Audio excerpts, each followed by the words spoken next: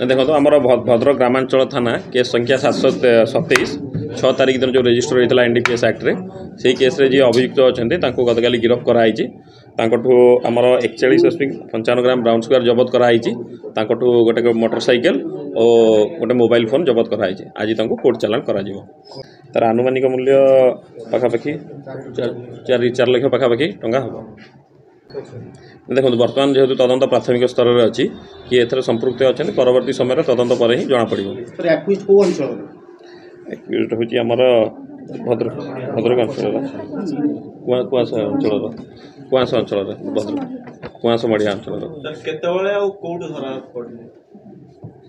गत काली धरा पड़ी टाउन एरिया ही धरा पड़ी। ना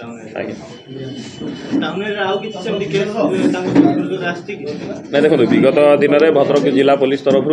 निशा बेपारी चढ़ऊ तो जारी रही जहाँ आम पाखे सूचना रोचे से हिसाब से निशा बेपारी चढ़ऊ कर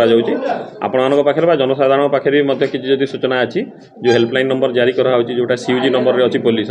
सेटा जनसाधारण आप व्हाट्सएप मेसेज मध्यम फोन कॉल मध्यम जनईपारे विरुद्ध तत्पर कार्यानुष्ठान ग्रहण कर सबुठ कही रखार कथा ये जे सूचनादाता अच्छा परिचय को गोपन रखा।